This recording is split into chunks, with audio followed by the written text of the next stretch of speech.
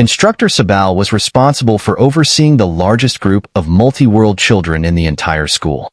His classes drew students from across the galaxy, where they learned not only academic subjects but also about each other's cultures. For the most part, Sabal's classes thrived in their diversity. However, the addition of Julie, the first human child to attend the school, presented a unique challenge. Julie was seen as an enigma by her classmates. She hailed from Earth, a planet shrouded in mystery and legend, often referred to as a Deathworld, or uninhabitable.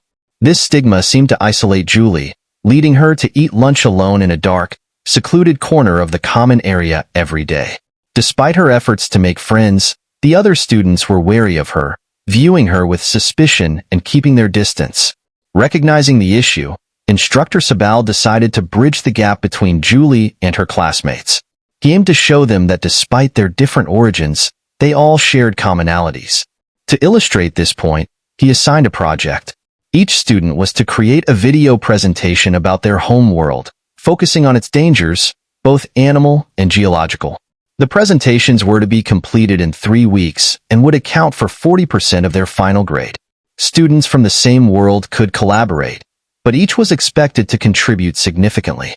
Julie, being the only Earthling, worked diligently on her assignment, detailing the perils and dangers of her home world.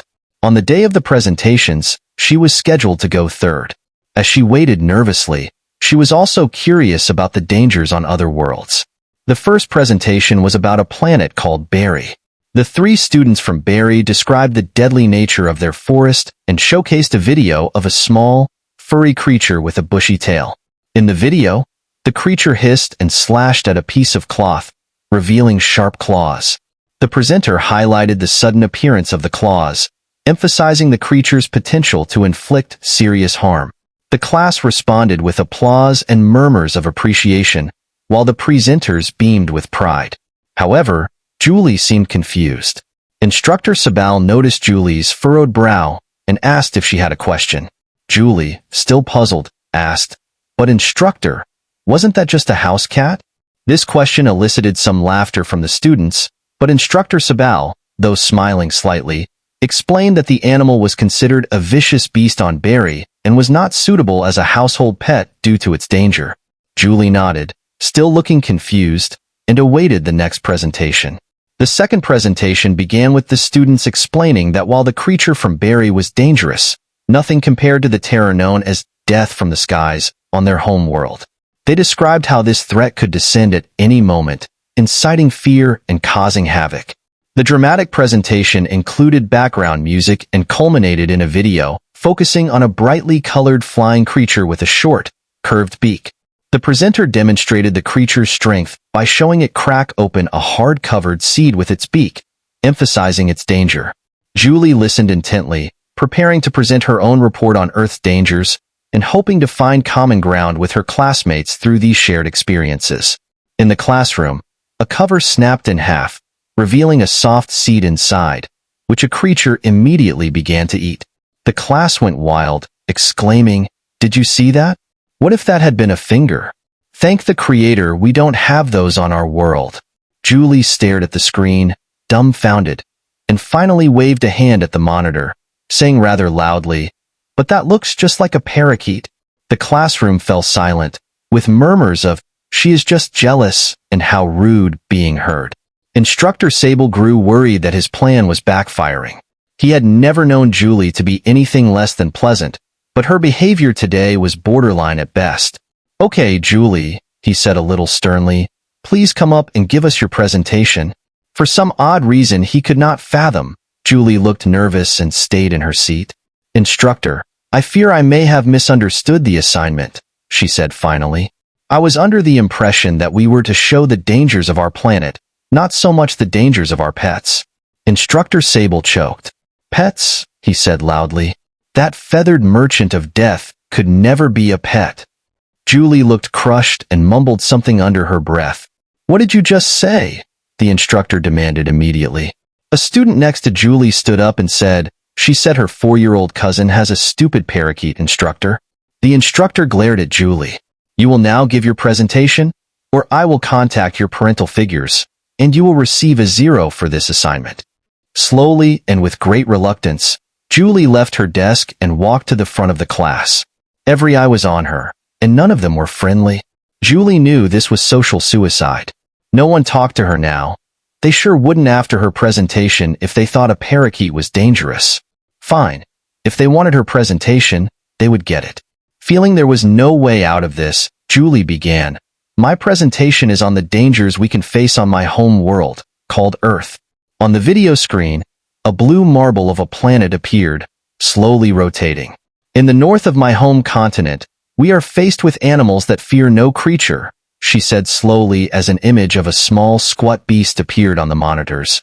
The scene changed to a beautiful landscape covered in white, when suddenly the creature burst up from under the ground, sending white spraying in all directions. The entire class screamed in alarm, and Julie paused the video. The word Wolverine was frozen on the screen, superimposed over the snarling face of the vicious beast. What is that? One student asked, pointing a shaky hand at the monitor. It is a wolverine, Julie replied glumly. They are a nasty animal that— No, the student interrupted. What is all that white stuff? Confused, Julie stared back at the screen. What? The snow. SNOW? The alien copied. Snow? What is snow? Getting really confused, Julie replied. Snow is rain that gets frozen before it hits the ground. A gasp of alarm escaped from the student. Your rain freezes in the air, like outside, not in a laboratory? Julie just looked at him and shrugged her shoulders. Yeah, for about a quarter of the year, depending on where you are. Silence greeted her words. Anyway, she continued, unpausing the presentation, you can see the wolverine is so nasty it is willing to attack predators much larger than itself. Here she showed a small wolverine snarling and advancing against a grizzly bear. What in the seven hells is that? A student screamed, pointing at the huge creature made of muscle and sinew on the screen.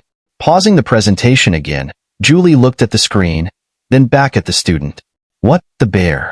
Those things are all over my home world. The student stammered, shaking in his seat. All over? How are you even alive? Julie laughed. Oh, bears are bad, all right, but there are much, much worse things on Earth than bears. You must be lying, a voice said, and it took a second for Julie to notice it was her instructor who said it.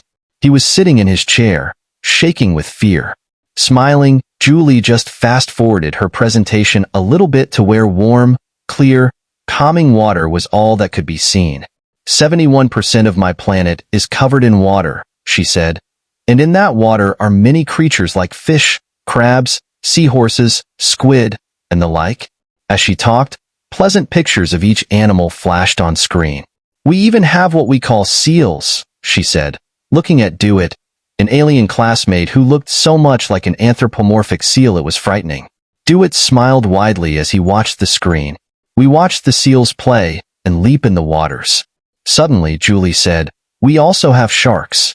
Out of nowhere, a gigantic great white shark appeared on screen, chasing down and biting into a seal.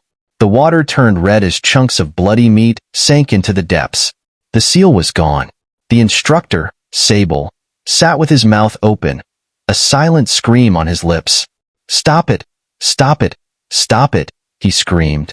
Julie continued, but instructor, I haven't told you about vampire bats that rip open your flesh and drink your blood, or crocodiles, lions, snakes, scorpions, spiders. Stop! Just stop! Instructor Sable gasped, clutching his heart. Dent D stared at Julie in abject terror. How did your people even survive? He asked. Julie replied calmly, glaring out over the terrified faces and wide eyes of her fellow students. Because the most deadly creature from Earth is humans. Saying that, she headed for her seat. As she walked down the aisle, she noticed the other students shying away from her in fear. When lunch rolled around, Julie almost cried. She knew her presentation had ensured she would spend the rest of her school days in self-inflicted isolation. As she nibbled at her sandwich, her appetite long gone, a shadow fell over her. Looking up, she saw the sea-like Dojit standing over her. You are awesome, Dojit said earnestly, sitting down next to her. Did you ever see a shark before in real life?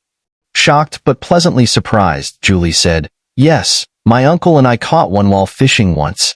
It wasn't as big as the one in the presentation, though." "You caught one?" Dojit said, impressed. "Imagine catching a beast like that." Another shadow fell across her, with another student asking, "Can you tell me about those vampire bats? They sound scary." And another shadow, and another. Julie, all smiles, tried to answer all their questions. Even when the lunch period ended, Julie was surrounded by admiring students. As she walked back to class, looking out the window, Instructor Sable smiled. It may not have gone entirely to plan, but it worked.